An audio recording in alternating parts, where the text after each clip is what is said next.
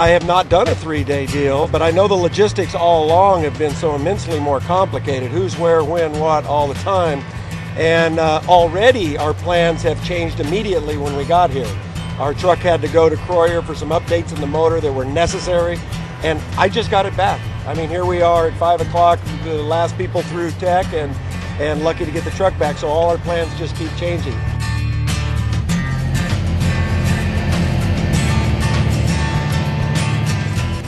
It always comes to you as kind of an epic adventure. You know, we go up in the Sierra Nevada and Goldfield and all these historical places, and it's not lost on us. I love that scenery and just the historical value of the area, and it's always a big deal. It's always a big deal to go up into that country, and we look forward to it.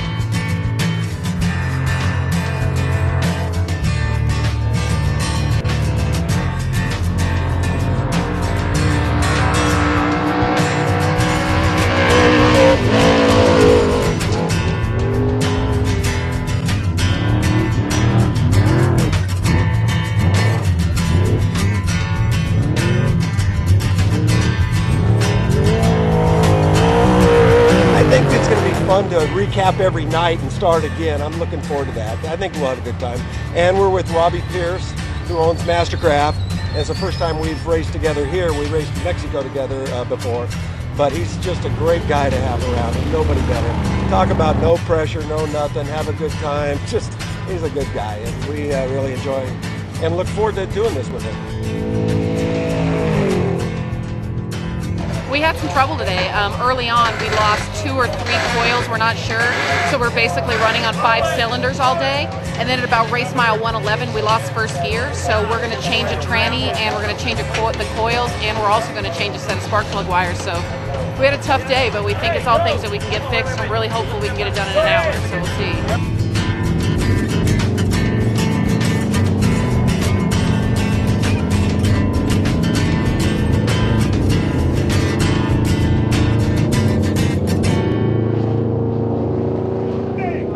It's still in pretty good shape. Really, he said it was underpowered. He got in it. We went about 100 yards. Figured out he wasn't lying. And then not to use first gear. We were losing first gear, so we wanted to save the tranny and not use first gear. So it completely changes your driving style. You know, and you kind of forget sometimes. You throw it in a turn and you go to stand on it to straighten yourself out or use it. You know, you don't realize how much you use the throttle to control the truck. But I'm happy as heck to be here helping Will drive this truck and running in the Best in Desert race. So tomorrow we'll do the same thing. He'll drive first half. I'll drive the second half, and we'll see how tomorrow comes out.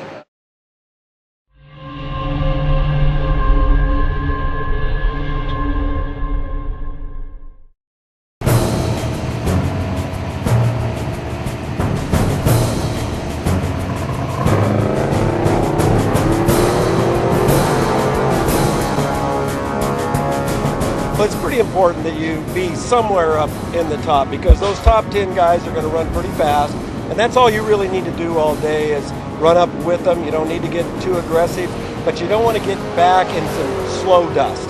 You just want to be able to run up with those guys. So the good thing about being up in the top 10 is pretty much all those guys are going to go fast. So you find your spot and you hang in there.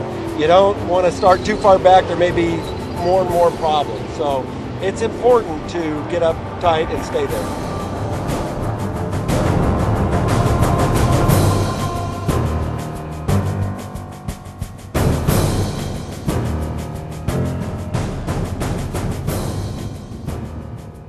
We just had a couple of flats early on. Will did in the first half of the race. We actually, when Joey and I got in, we didn't have any flats after that.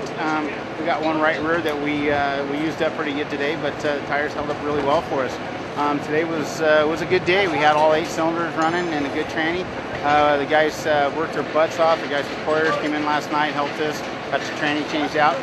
We ended up having to start quite a bit farther back today. I think we started 46th or 47th, but Will moved up through a whole bunch of people and handed it off to me, and we moved up through some people. I think we finished 8th overall today. So yeah, we went around some people today, so it was a fun day. Having all 8 cylinders and having a full transmission. We used some brakes up today a little bit, so they're going to change the brakes. We got a throttle sticking a little bit, and they're going to work on that. But other than that, she's in great shape. This BFG tire Gemco trophy truck's doing really well.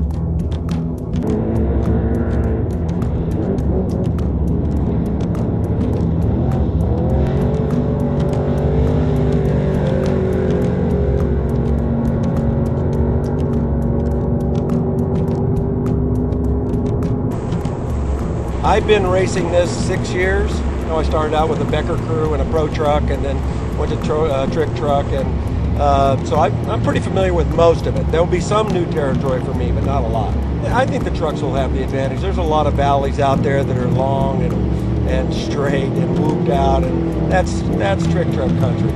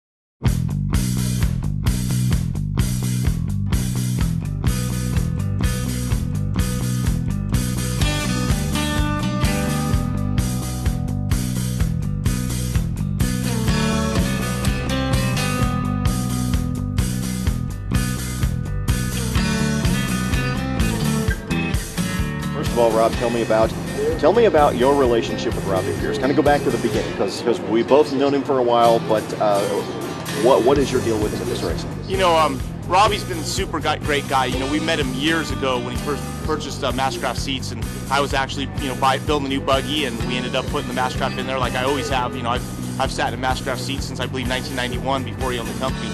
But yeah, as I said, Robbie's a super great guy. We've been working with him over the years on a little bit of seat, adjustments, different change. I give my feedback to him, and he's always on the ball. It's really good in this industry to have vendors like Mastercraft that will help the drivers and care to their needs. And a lot of times I like to be hugged in the seat. I like to get in that thing and have it like it's like a glove holding you. And Robbie and his company Mastercraft did that for us.